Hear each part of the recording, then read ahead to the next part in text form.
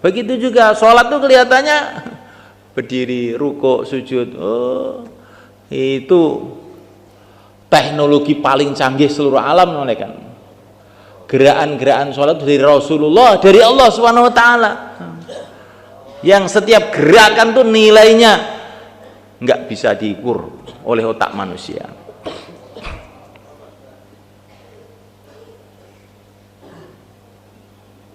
Mendapatkan takbiratul ula bareng-bareng dengan imam lebih mahal dari dunia seisinya.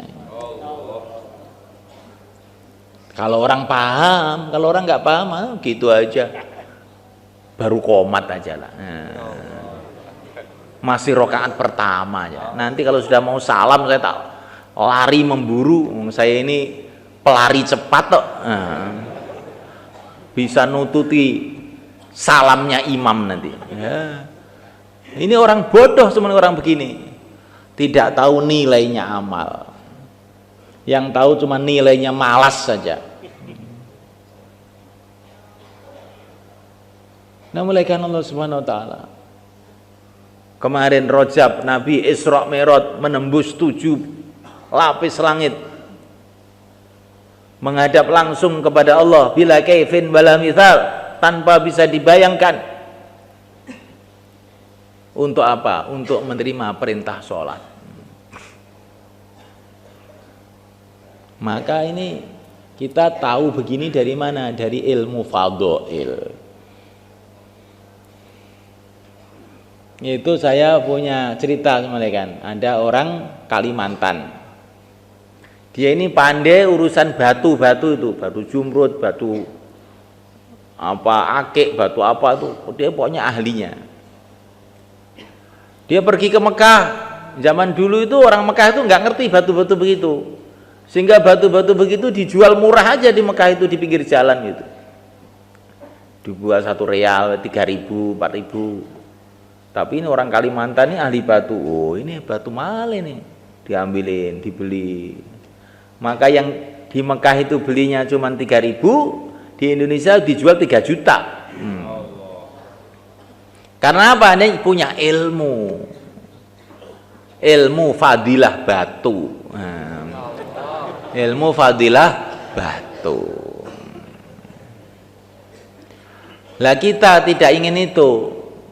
Ilmu fadilah amal. Kalau tidak nanti kita ini intan-intan, mutiara-mutiara kita buang-buang. Malah kita ngambil batu-batu kali yang tidak ada harga. Apalagi nanti Ramadan ini, Masya Allah. Amalan Ramadan ini pahala dilipat gandakan oleh Allah SWT. Nilainya itu dilipat gandakan. Berbeda dengan di luar Ramadan. Ramadan masih males juga. Kapan kita mau buat amal? Dosa-dosa diampuni, rahmat bercucuran, doa-doa makbul. Maka kita siapkan sebaik-baiknya Ramadan ini. Insya Allah malaikat. Rumah-rumah dicuci. Dikondisikan menjelang Ramadan ini. Televisi masukkan lemari, radio masukkan lemari, atau dimasukkan tempat sampah sana, lebih baik lagi. Ganti Al-Quran, fadilah amal, sajadah, tasbih. Ini ada apa kok ada acara kok kelihatannya ribut di rumah ini? Persiapan Ramadan. Persiapan Ramadan. Oh, bagaimana kita masuk rumah ingat amal.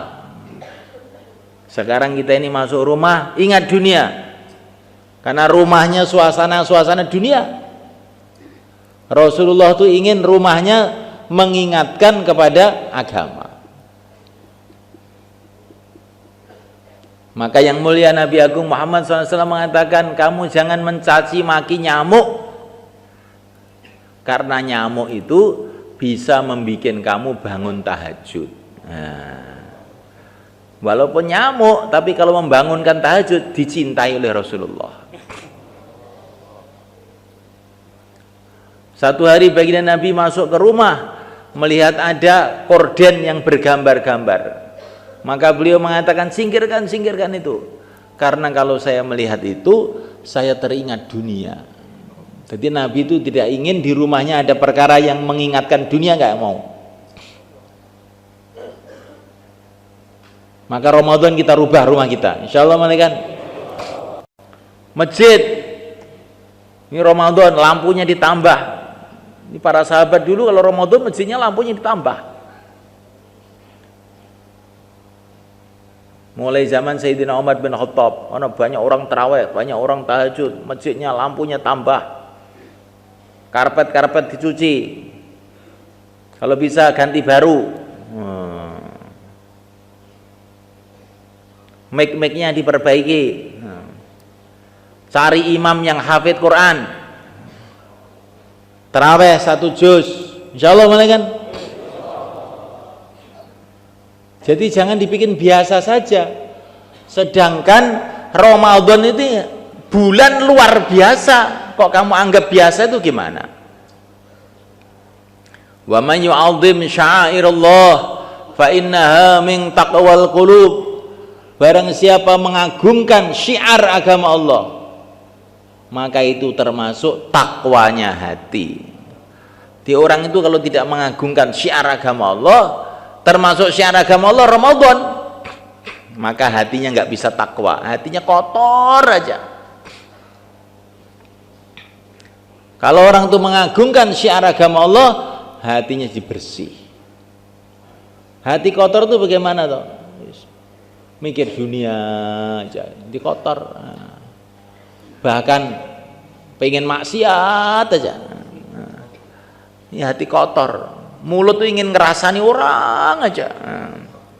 Mata melihat yang haram seneng gitu. Telinga melihat musik itu asik gitu.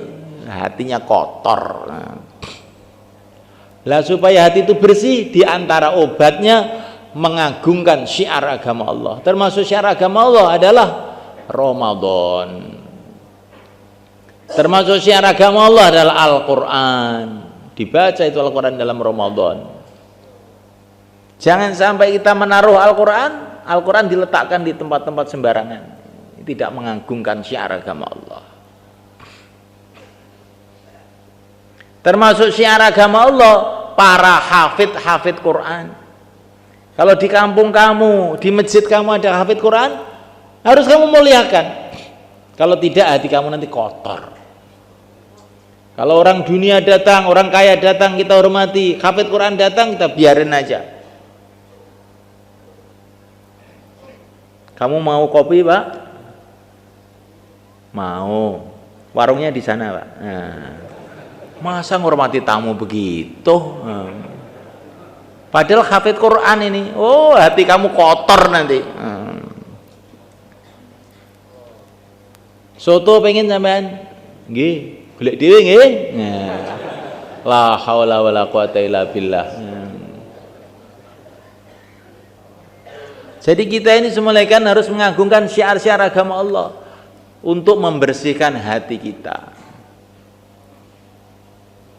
Terutama Ramadan ini, bagaimana kita bikin suasana betul-betul semua umat Islam ini mengagungkan Ramadan.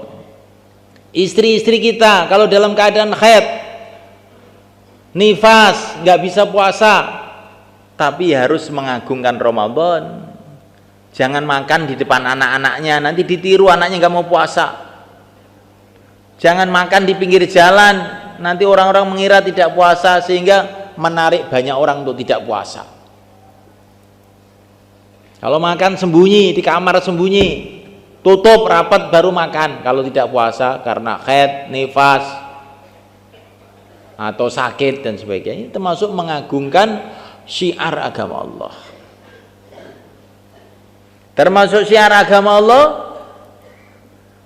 usaha-usaha dakwah, pengajian seperti ini mulai kan kita agungkan. Datang awal, i'tikaf, jangan pulang-pulang sebelum isyraq. Insyaallah mulai kan